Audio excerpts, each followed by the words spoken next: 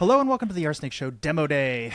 Today we have James Wickett at DryRun, and of course, joining me again is Trey Ford to give the other half of the elbows out. Let's give him a rough go.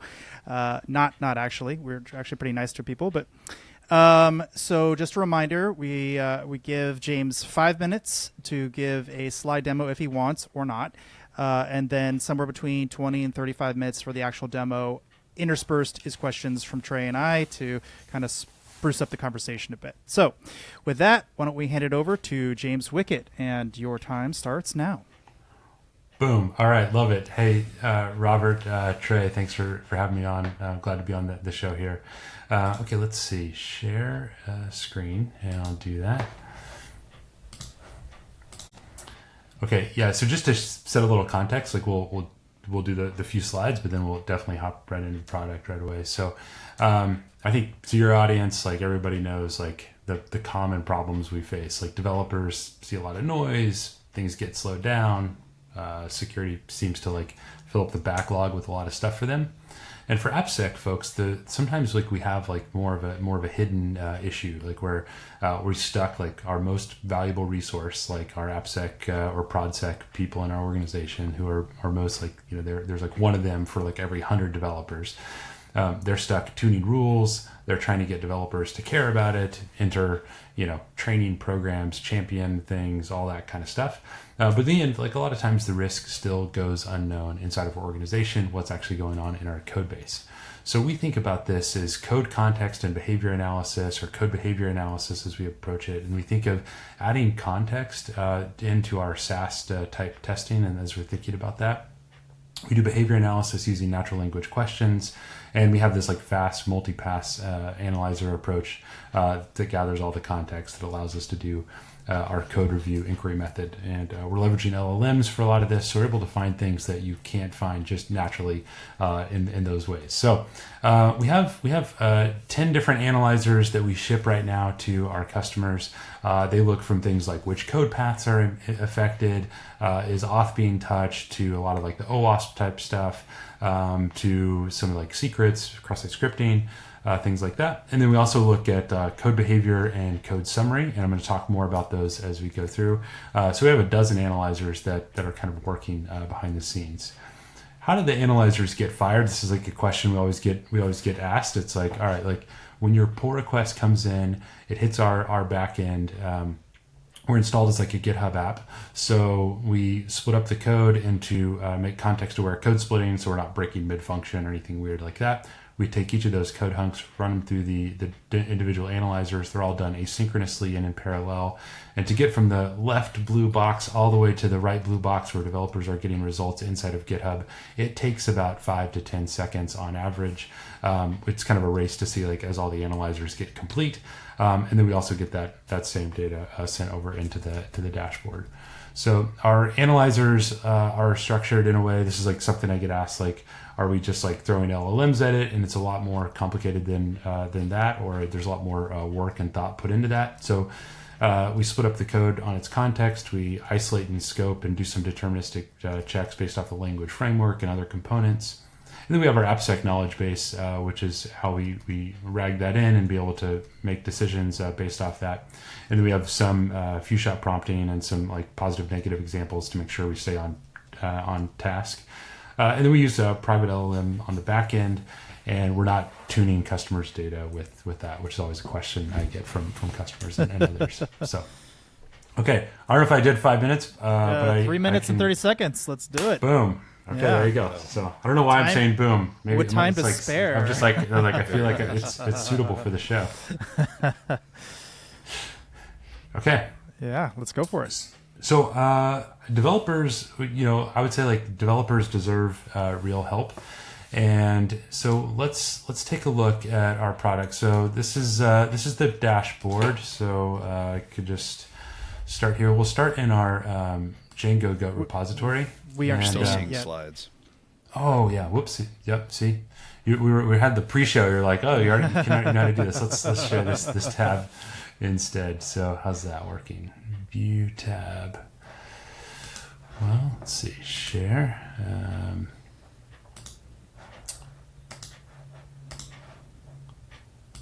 How's that? That looks There good. You're live. There we go. Right on, guys. Okay, so we'll look at a couple of changes. Yesterday, I made an Arsenic Show fun time, so fun time. We'll look through that. So, okay, let's start with realizing that like developers, they really want to see things that they can get fixed, or they want to be able to fix issues before they get merged, and so that's why we really focused on dealing with the pull request. So we want to give that meaningful content back to the developer. We want to get have them have like actual stuff that's useful for them. We aren't doing like auto PR fixes, so I'm gonna just pop open our my GitHub real quick, and we'll kind of just trail off through this. And so, are you seeing? Sorry, let me go back there. Okay, so it still looks good on your end. I get like this double layer of this stop sharing thing here. Okay. We're seeing encryption changes number 40.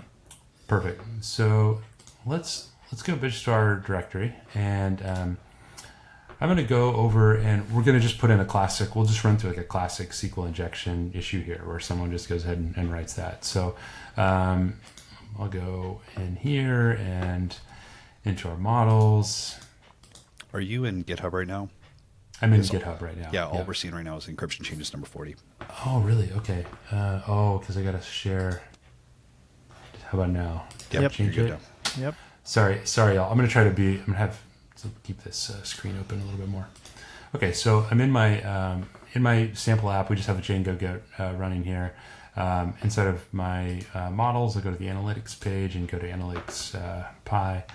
And I have this kind of pre-stored, like we already know this is SQL injection here, but it's commented out. So I'm going to just do this all in the GitHub editor. Of course, normally I would just do this in like an IDE, of course, but and I'm going ahead and undo this one and uncomment it and then commit these changes. And we'll commit that directly to a new branch, and we'll call this Fun with Trey. And we'll get that, and we'll get the pull request, create the pull request. So as soon as that hits, the analyzers start getting called, and you can see our analyzers fire. And let's pull those back up, and they run sometimes a little too fast to kind of see them fly by. So they're looking in these different categories, and we know this one does have SQL injection. We start seeing the reporting up here. We can dive in deeper for that individual check, and this is all native inside of GitHub. And yep, you guys are still seeing that. Mm-hmm. And so we're showing like where the problem is, where we're taking user supplied data, and able to highlight that directly for the developer. But I can go back to the conversation component.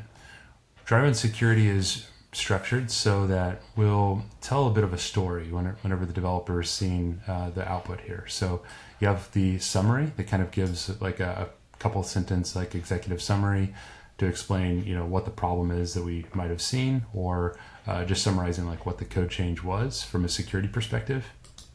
And then the full summary will dive a bit deeper, so explaining more in depth for like that actual code summary and the files that are getting changed.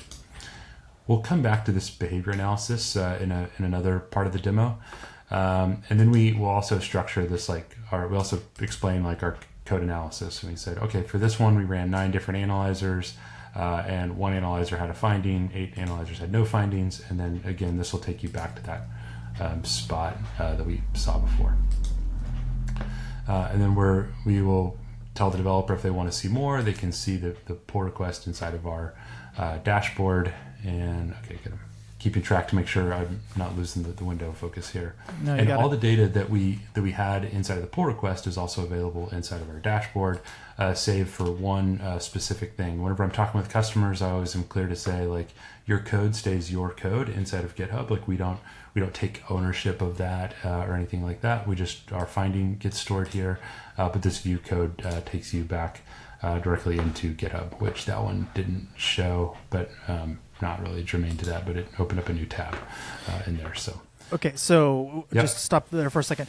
So you know that the vulnerability exists. You have a reference to the location in GitHub, but you don't pull any of that code, including the vulnerable chunk of code down? we do see it. We're invoked in whenever we get invoked, like we get to see that delta, that diff, or that patch. And but then after we run our analysis on it, like we delete it. We run it in like ephemeral containers, so it gets destroyed. I gotcha. So you do, in this case, if they say, like, well, show me what you're talking about, you're like, okay, I can't show you on our side. You have to go back to GitHub for that. Yeah, this view code link, like if I click it, here, let me just share this tab instead. It brings you back into GitHub to show you where you had that problem. I see. Gotcha. Yeah, and Okay. it's always in there on their side. I guess you guys aren't seeing the URLs, but yeah, this is back inside of GitHub on my account. And so who this is for is typically going to be your average developer, right? You're trying to make their life easier as part of the CI/CD pipeline. Am I getting that right? Yeah, that's right. And this is we don't we're not a GitHub action, so we're not consuming like pipeline build time or minutes on that side. This happens at that pull request entry into the system. So like whenever they say, okay, we have a code change and like we think that this should get merged in, that's when it gets run. And that for me, it's really important to have that 5 to 10 second response time on our analyzers, and we really shoot for that. Now, if you submit like 100 files, thousands of lines of code, like it could take 30 seconds. I've seen it go 45 seconds on some of these. So, but on in general for our customers, we're doing about 10,000 code reviews a week, pull request code reviews a week for customers. Average analyzer runtime. It depends on, some things like types of code base or whatever you're running on, but they're running in like the 1.5 to 3 second, per analyzer. So are you rerunning every analyzer, even if it's like clearly not going to have any, whatever, a direct object reference, just it's not that kind of code. Do you run it anyway? Yes, they all try to run, but they will exit early, and they have like some intelligence in them to be like, oh, okay, if you have no SQL in you, then like we don't run that kind of stuff, right? Like each analyzer is tuned to kind of stay within its like rails of what it's looking for, and then if it doesn't make sense to continue. So that's why you'll see some of these on this page here, like they only configured code path analyzer was 1 second, sensitive files analyzer 1 second, probably because both of those like kind of just gave up. Like these are rounded out for web viewing, but it's probably like 0.2 or something like that. Right, sure. Gotcha. So what is the major thing you're attempting to stop? Is this primarily AppSec vulns, or is it any kind of code, any kind of application period, or where's your boundary? Yeah, we've really have gone after like the security stuff, so we haven't done too much on the performance or other types of issues. There's certainly some of those options could be available to us in the future. We've thought about it. I meant more like a desktop app as opposed to a web app. Oh yeah. So we would say so far we've had customers using us for mostly like web and those APIs, those kind of things. But we've also been able to have success with like mobile apps. We found a mobile issue for one of our customers that was interesting. And then we're working on, we don't have it yet, but I'll show you some of the behavior components and how like we got to this point. But we can also do like infrastructure as code, things like that. So people that are doing Kubernetes or Terraform and those components. And I can kind of get to that. Yeah, that's great. Later here on that. So when you said mobile, do you mean like the Swift app? Is that what you mean by mobile, or do you mean the server-side components? This was like they were writing an Android app, and I guess I don't know. Are those in Swift? I'm not a mobile guy, so that starts leaving. Probably not. Swift is a Apple only language. Yeah. But Yeah. This was an Android one, and for the customer, they were just working on this, and they were actually working on doing a bug bounty, like I think a week or two later, to like open up for it. And we found a setting where like other apps on mobile, and I think this is way more Robert, your knowledge base than me, but like being able to call into that Android app from other apps on the device. And so we're like, hey, this flag really should go there. So that really kind of gets into how we've kind of seen the product evolving and changing. Maybe I could show you like the next another part of that, because I think that'll help. That's great. Think about it. Yeah. So we'll leave. Let's see. We'll go back to just go back to GitHub, and I'll share this tab instead. And we back in GitHub. Okay. Yep. I'd like to say like there is there's one issue that we have and I'll get to the advanced behavior stuff that maybe like will lead us more into the mobile stuff as well. But like one of the issues that AppSec folks can have is like we have policies for things, but we have like no real ways to detect it. Like we end up writing a bunch of patterns for things, but like we can't always get through that. So like you could have a policy that's like, hey, no changes to your encryption should happen without like a full security review. And like, let's say if you wanted to do that in like a pattern based or regex based approach or one of the other tools, you'd have to write something like, okay, do all my detect all the things. I think I might have like a visual for this.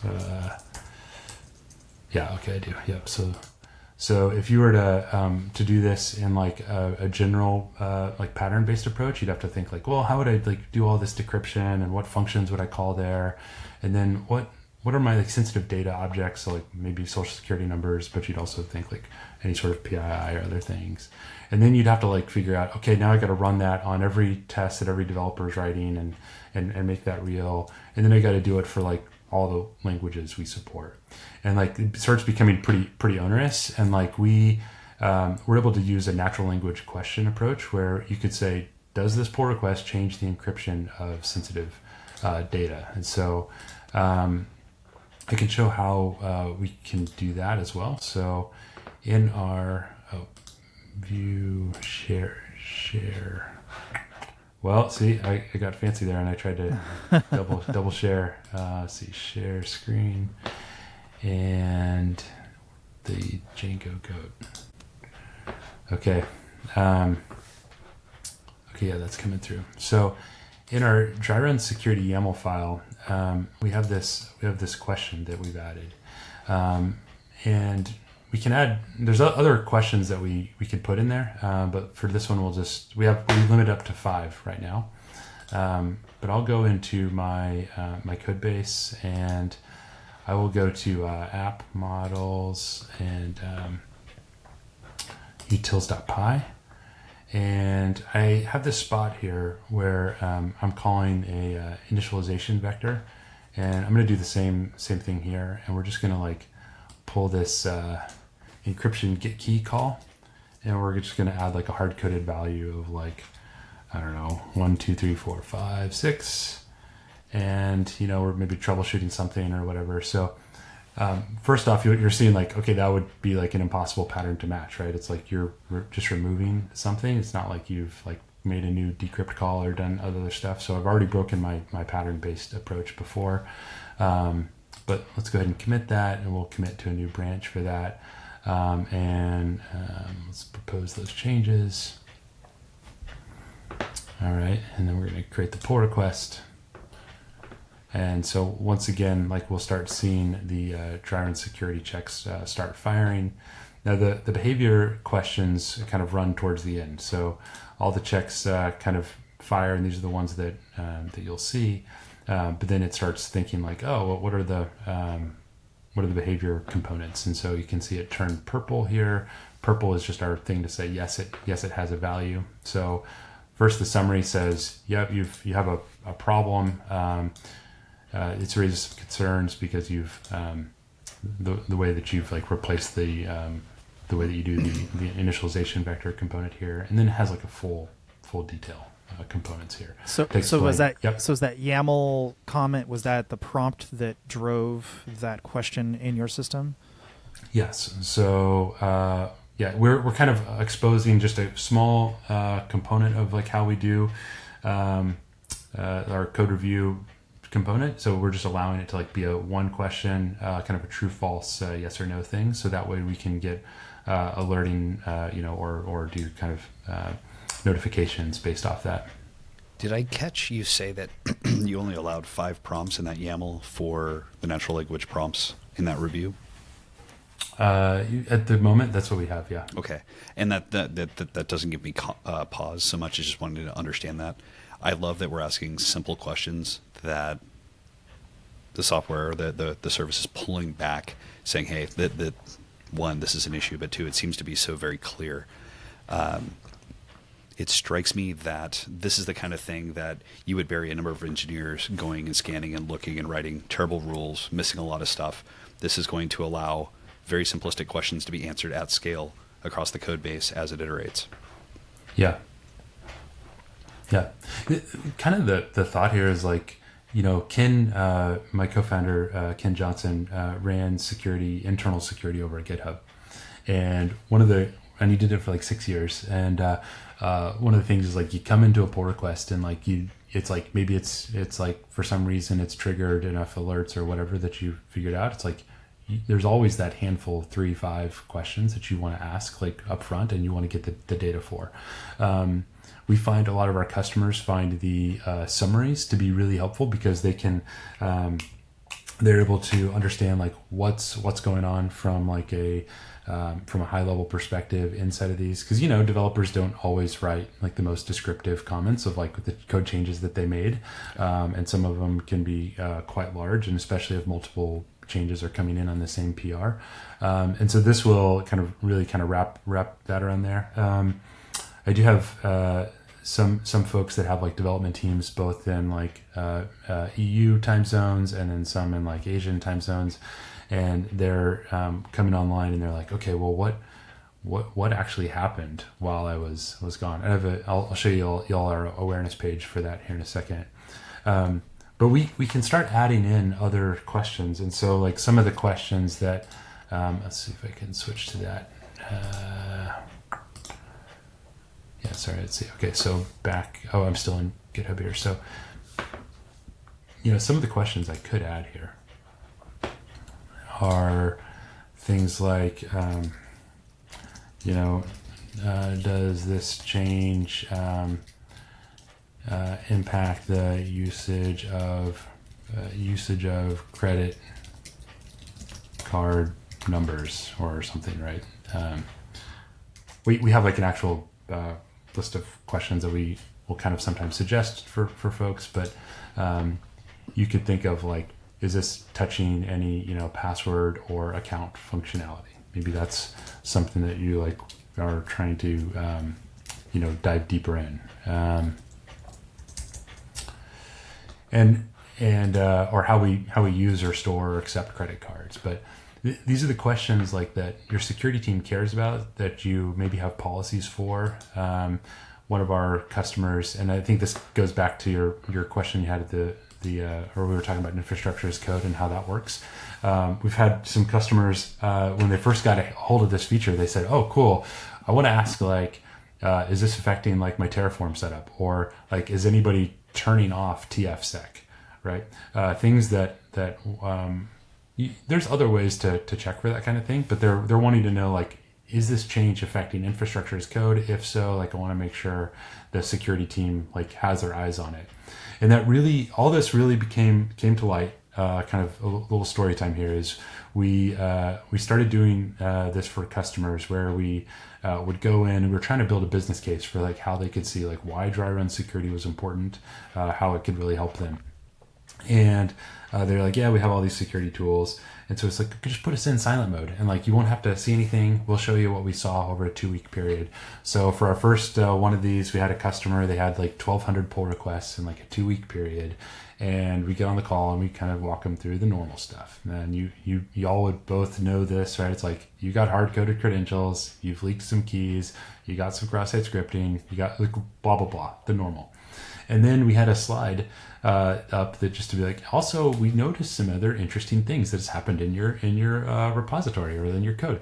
And we said, you swapped out your SSO provider for Amazon for one of your subdomains. We also noticed that you like change your payment gateway, right? And you could see like, this is a director of InfoSec, highly plugged in person, really trying to help developers. Very, like it wasn't like an adversarial relationship here. And they were like, oh, I didn't know that was happening, or I thought that was happening later, or I need to know like what commits those were and what developers, and we need to like have a sync with that team. And it's really this problem where like, no matter how good of a security person you are, or how good your AppSec program is, or how plugged in the champions are, that there's just too much code velocity happening, too many changes happening on frequently. So people really struggle with like sorting through the thousands of changes that happen in a week if you're just one or two people, right? The best you can hope for is like people bring you in to do threat models or code reviews or things like that. And you have your tooling that finds like kind of the stuff that rises above the bar. But all those things I mentioned with that first customer experience, it's like they didn't have cross-site scripting in them or any OWASP top 10, per se, but they were considerable structural architectural changes. So anyways. That raises, I guess, a follow-on question. So I've got a handful of questions I can place into this YAML that will run with every pull request. It strikes me that you had a handful of other things you might have done for the demo that's going to go out and ask questions across the broader code base, across that history of time. I don't imagine you had a singular check looking for, has my SSO provider changed? Like that was probably a post facto query. Does my team have the ability to turn on and interact with the code base in this way and ask questions across a history or a time horizon of pull request? Like what does that experience look like? You are thinking in the right direction. We don't have that available yet, but it is a feature that's on the near term horizon. I mean, it makes for demo magic, but like that. Yeah. What if it is, I guess, pre-crime, thought crime? Here's the things I'm most concerned with every pull request, and we're going to start with those things, and then over time there'll be strategic conversations saying, look, what changes am I going to be most interested in that I should be checking on a monthly or quarterly basis, as opposed to not interrupting every pull request for that investigation, right? That's right. And we also believe that the consumers of different questions we want to tune that, right? So developers would want a certain feedback, and then but then like as a security person or your infrastructure team, your DevOps team, maybe they would want to know like those infrastructure as code questions.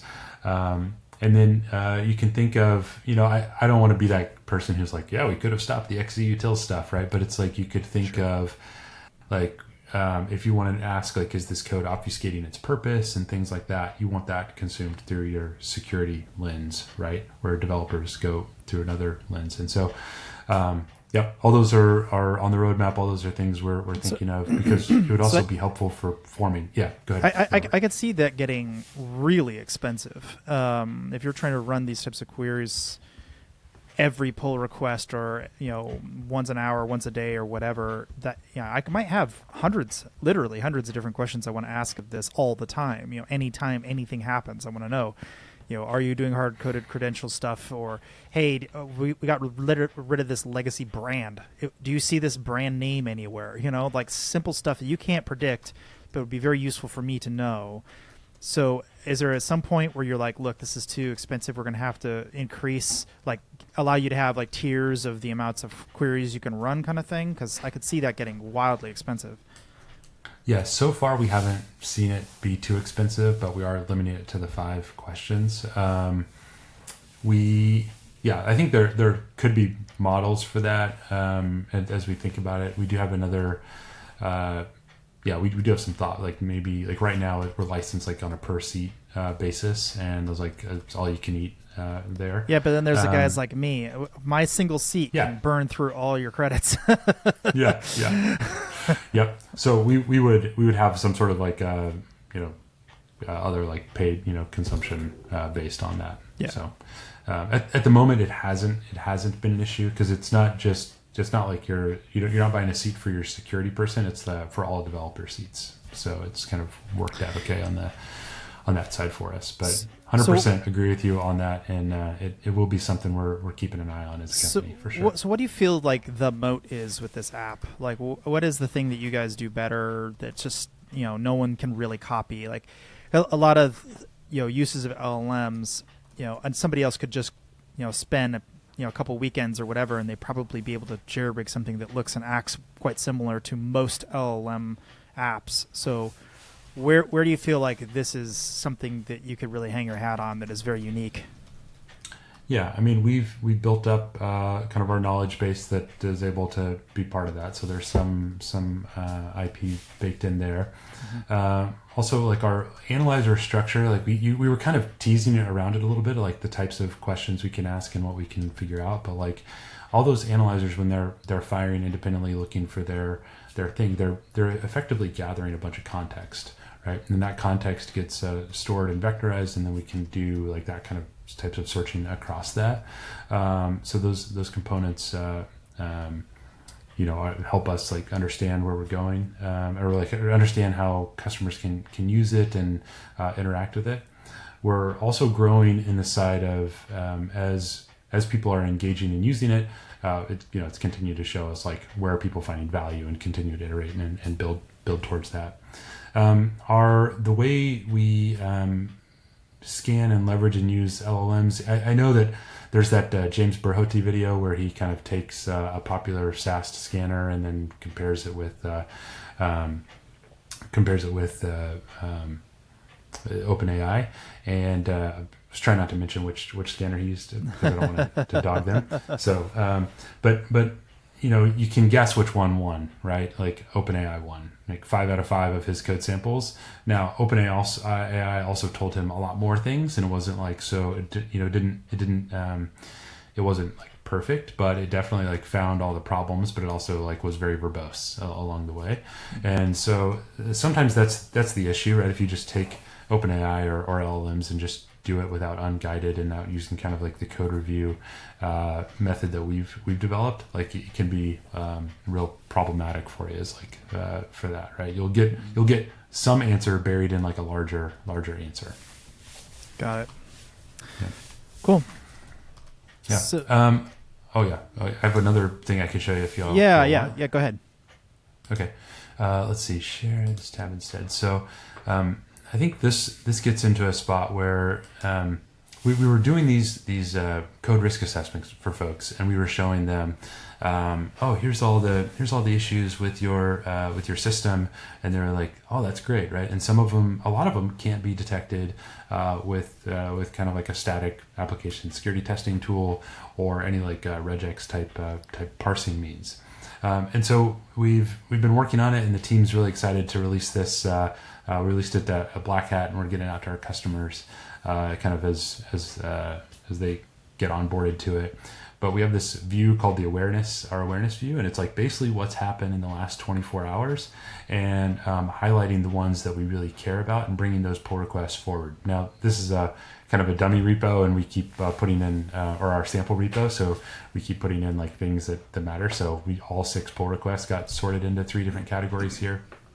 But we will highlight that. But usually you could think of this for most of our customers as like, you had 100 pull requests and we highlighted 5, right? Or 3, mm-hmm. Right?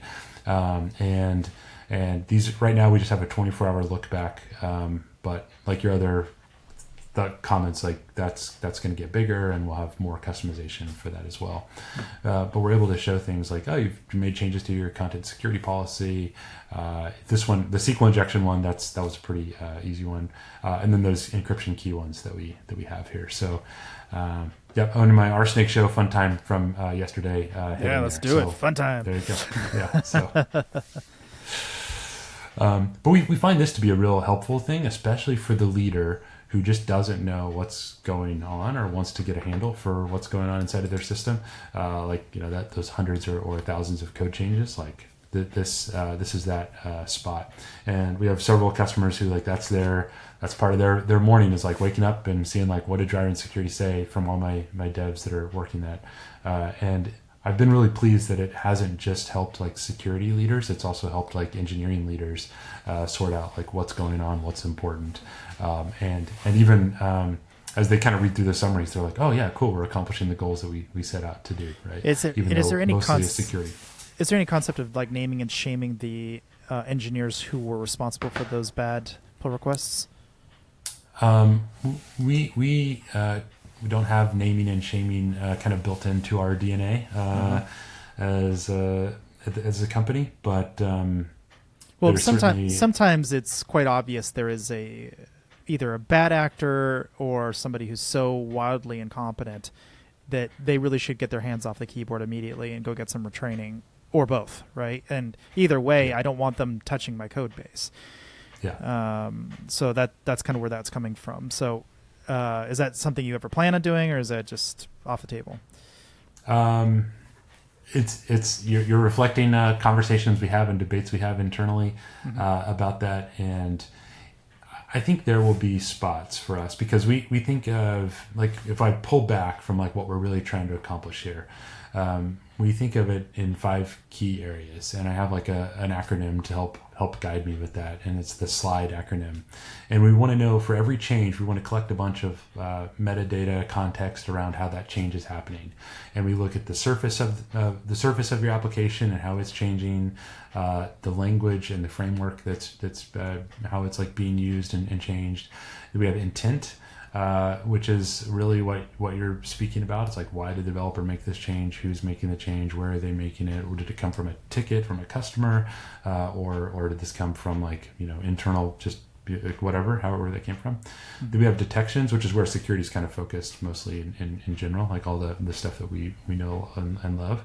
And then environment, like where is this application? What's its purpose? What's its place in the organization, and how it fits? So we do talk about the intent thing. Ken and I have discussions about it. I mean, from his time at GitHub, they saw things where they were paying out the same bug bounty for the same issue, every 6 months, right? And some of that was because of developers, for sure, but some of that came from like the organization that they find themselves in. So root cause wasn't developer. Root cause was like this thing had this ticket that always a customer would bump into this issue, then they'd make a ticket. The ticket had to get solved within 1 hour. So the easy 1 hour patch was just blah, apply change, right? So, I don't know. We definitely explore it. The more we do about developer components for like, did they get, are they security trained? Are they new to the repo? Have they been with the company for more than, X amount of time? That kind of stuff, that's all in scope for us. I do, me as James, I fear for someone to like, lose their job because DryRun said that they were bad, right? And so that makes me feel like a little nervous. And accountability is a horrible that thing, but trending matters, right? It may be misaligned incentives that could be managed. I mean, it's hard to argue mens rea and speak to the condition of the heart, but for the sake of argument, understanding sources and patterns, this is where wisdom comes from, is understanding how those patterns evolve. So I think I just have to make peace with it. It is a stress that I have. You're reading the news, dude. You're not actually creating it, right? Yeah, I think the only thing that I would say that makes me think you shouldn't do it is if your buyer, if it's a developer who is the one who brings you in because they think that you're useful, and then there's a chance that they might be on the low end of the totem pole just because they're excited about your product. You might end up shooting yourself in the foot from a buyer perspective. So that would be the one like economic reason I might stay away from it. But so what's the TCO on this? Like, what have you kind of done any analysis on like what it costs to implement, or what sort of return on investment, or I guess return on security investment you're getting out of this? Yeah. I mean, this is something we're seed stage, so we're still sorting out like how and why people are making the buying decisions. So I can just talk through a few of our customers and like why they did it. Some of them are replacing their existing tool because not just for price, although we do our we're a startup, right? So we're able to like incentivize on price somewhat, but they're mostly are interested because like the other tools they have in these categories like just get ignored, right? People have the tooling there, and it just sort of like always lights up like a Christmas tree. No one really cares, and it just moves on. We've had have another customer who's like they have lots of tools, but they realize that like they can't get this level of insight or components, and they've run their own internal like AI security experiments, much like taking pull requests and shoving them over like OpenAI, and they saw that it like had some value, even though it kind of got off the rails and sometimes, and they wanted a tool that could like do better at that and be like more like more professionally kind of packaged in that. And just to make sure to clarify, we're not using OpenAI on that. So and that's a hot button issue for customers. So we're seeing some of that. We see where there's just a opportunity for some of that, rip and replace type deals. But then like we're also complementary, and like we can go in somewhere and show you things that you just couldn't have seen anywhere else. Mm-hmm. And we had this like call, or we got on a call with our champion, who's like an AppSec person, the VP of engineering, and like a head of InfoSec type person. We're kind of going through here's what we saw. We did these like I think it was like 1,000 pull requests that we saw for them, and kind of going through the components. And the VP of engineering just sort of spoke up and was like, I feel like we've cloned this guy, our AppSec person. I feel like we've cloned, I'll just call him Steve. I feel like we've cloned Steve, like we've been trying to do that. Like we love Steve, but like we this actually like scales the program. And so yeah, we thought that was pretty cool, and not that people necessarily want to be cloned, so I haven't like used that for our marketing material so much, but it is that idea, like you're able to get first line response to developers, and then hopefully take your Steve and triangulate them to like where the important bits are inside of all the changes reach, that are happening. Right. It's hard to be present, well rested, properly caffeinated, focused, being able to tear apart all these pull requests. And so Steve is going to at least get an initial triage. I like that first responder concept. They're going to be a frontline interaction point. When things light up like a Christmas tree, Steve's going to be doing the right thing. Jenny's going to be doing the right thing. They'll be focusing on those areas. Yeah. Wanted to talk a little bit more about the flow. So you receive the event, the pull request, your stuff fires. That body of code runs off to it's not OpenAI, it's a local LLM, so it's something in your custody. It runs and then comes back to the pull request. Is that running is that able to run on my infrastructure? Is this running in your infrastructure and then reporting back? What does that relationship and flow look like? Yeah, no, it runs as a GitHub app, and what that really means is like we're kind of certified inside of GitHub, and we get fired as like a webhook with kind of that with that code patch. And you approve us like to handle those. So a lot of tools like CodeCov and another CodeRabbit and a lot of other tools in the space do the same kind of model, not from a security perspective, but you as a user control which repos we have access to, what level of access we have to them. You control all your user auth and stuff like that. Like to log into us, you just use your GitHub account. It is all on our infrastructure. We run all in Amazon. We're working on our SOC 2 right now as we speak. So there is that moment. We do have like people that have self-hosted GitHub. Like we're not really a good fit for customers like that. Okay. But if you're using GitHub Cloud, whether enterprise or normal, like we seem to work well with customers of that size. We don't. The other, just for you or for the viewers or whatever, it's like we also at the moment don't have GitLab or Azure DevOps support or Bitbucket support, but we are working towards some of those, and it looks like the next one's going to be GitLab. So okay, that's great. That was going to be one of my questions. Is anything roadmap any roadmap items you think would be very useful? That's a good one. Anything else you wanted to mention? Yeah, I think that there's the other one, like I showed you kind of the little questions firing and turning purple and stuff, and like our awareness view. Those have been really successful so far with customers, and people have been really liking it and adding their questions. But we are adding in like more customization around like notifications and workflows, and like if we want it to be like, if Trey, you have a question about maybe you care about auth and login and stuff, and Robert, you really care about like PCI stuff, and then like your dev team manager really cares about anything like, or let's say your DevOps team cares about like, infrastructure as code and Terraform or whatever. Like you should all be able to receive different alerts and workflows based off that. Right now we don't have support for that, but that's something we're adding in the near term. Got it. A question I ask everybody: is there anything about this that you feel? I know you guys are very early, so you probably don't have an existing warranty. But is there anything about this product that you really feel is so good that you would put money behind it because you just know it's going to absolutely work every single time the way you expect it to? Can you clarify? I mean, I feel like on a firewall side, I would be able to warranty that if I put an ACL in place, it's absolutely going to block traffic going from one side of the firewall to the other. I would put money on it. It's just going to do the thing. Now, failing, the entire system having some kind of crazy vulnerability, the underlying technology works as described.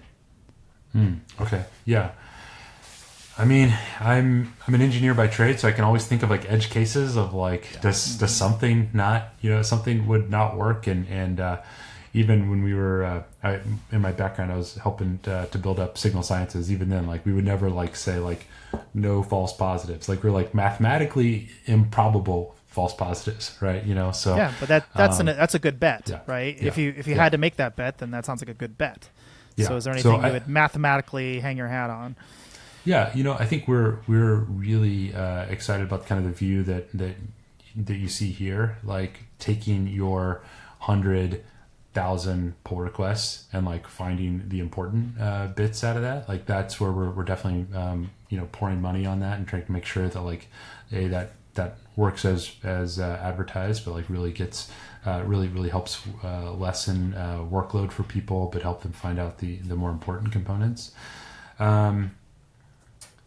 Yeah, I'd say that's a big one. And then we're seeing like so much positive stuff come out of the code behavior questions, and like being able to do like that type of discovery instead of where I have to like spend AppSec toil and writing a bunch of like rules and spending all that time. So we're investing in that as well. Let me double click on the first one. So would you say that once this thing is all kind of flushed out, because I know you're still kind of working on it, that if I do everything this dashboard tells me to do, that I will not get hacked? I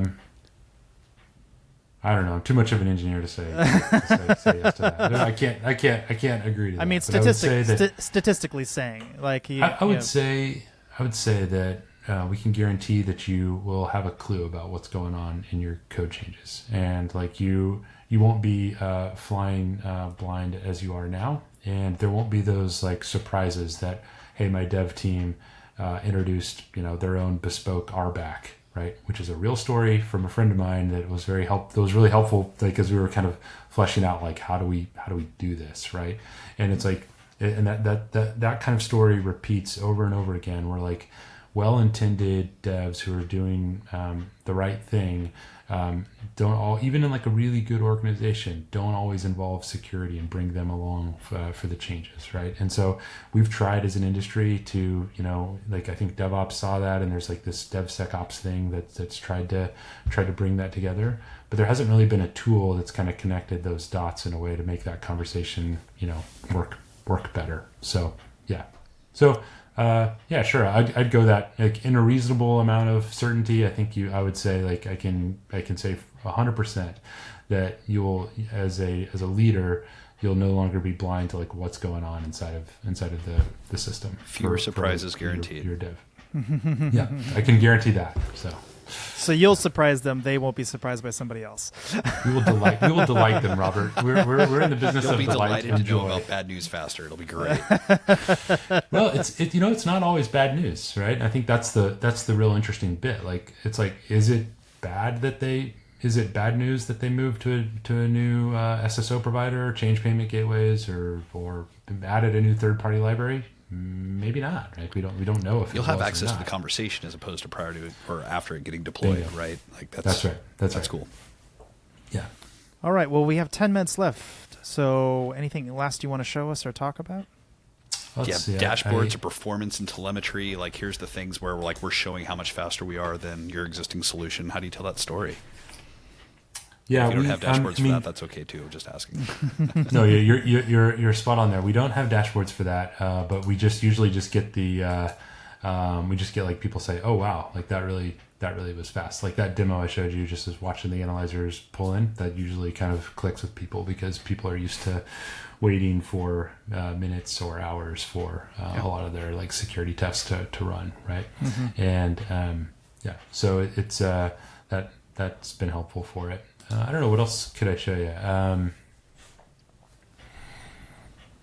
We could kind of go through like the different analyzers, or like, I show you the summary stuff, but like really with the product right now, you're seeing the repositories awareness. We could go here and just sort of,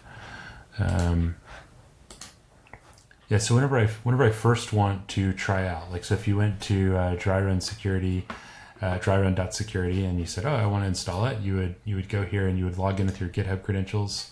Now I've already like given it enough auth, so I have it. Inside of here is my all the repos that I have it connected to as well. But if I want to add a repo, I would click here, and I could click into any of these components. So inside of DryRun security. We're still inside the DryRun security you now in GitHub. Oh man, it did that. Okay, that thing. See, I knew it was going too fast. Let's see.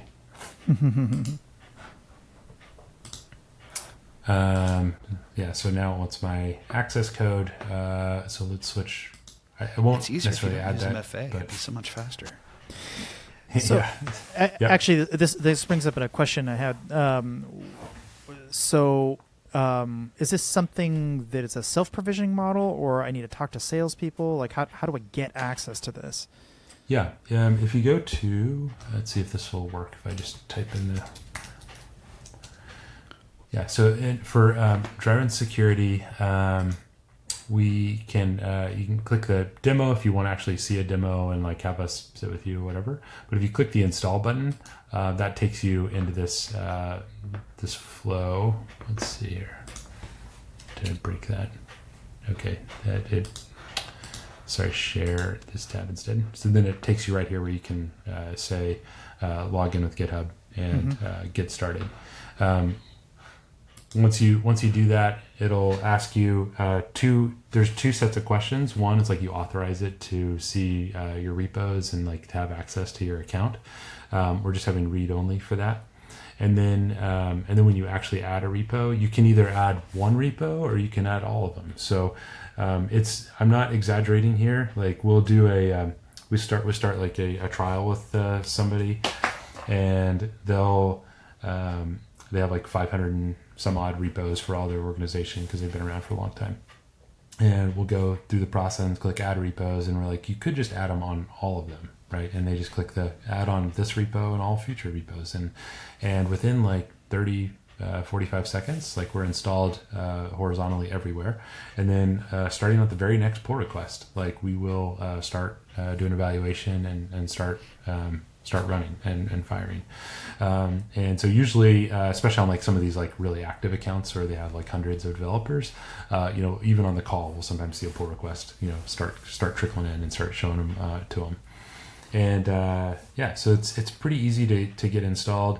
And again, the power to like revoke all that is in the customer's hands. Like if they want to pull back that, or you want to try it just for a week or a few days, you can do that and then completely pull back and uninstall. And we wouldn't retain any of your data in that sense.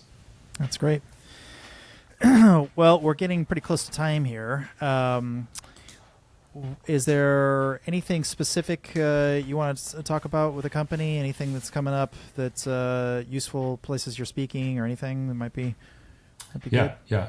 So we just had a really exciting August. We were at over at Black Hat, and then we were at Enterprise Tech Leadership Summit. We were happy to be a finalist inside of the Black Hat Startup Spotlight. Had a bunch of fun doing that. We're going to be at OWASP AppSec. Do they call it AppSec USA anymore? I don't know. But it's in San Francisco. I think it's called just like AppSec Global San Francisco, or it has it anyways. But I'm going to the big OWASP conference in September, so we'll be there for that. I know Ken is keynoting some conferences. It has a training here. I don't remember what that one was called, but. And also in September, so we'll put all that stuff out on our social, so we'll continue to go that way. Right. Yeah. Well, how do people get in touch with you and the company? Yeah. So if you want, if this sounded interesting, like feel free to go to our website, DryRun Security, like we just did, and you can click the install button, or if you click the demo, that'll set up with a meeting with likely with me or maybe with one of our team, but it'll probably be me. And if you put in the comments anywhere that like the Arsnake Show, I'll make sure that it's me. Yeah, we'd love to see how we can help people scale your AppSec program, scale your team. Get visibility into everything that's going on in engineering. I think one of the things we talked about internally as a company is like we set out to build a security buddy for developers in engineering. But it turns out we actually also built an engineering buddy for security teams and giving them an idea of like what the heck's even going on inside of their organization and like where the risk is really coming, how the changes to their security posture. So and that's been really fun for us. We probably won't maintain we won't call it like a security buddy and an engineering buddy. We're working on some naming on that stuff. So, but have you considered Clippy? Yeah, we'll probably move from that, but the ethos is there, is what we're going for, right? Like we really want to try to help people kind of get some insight that they didn't have before.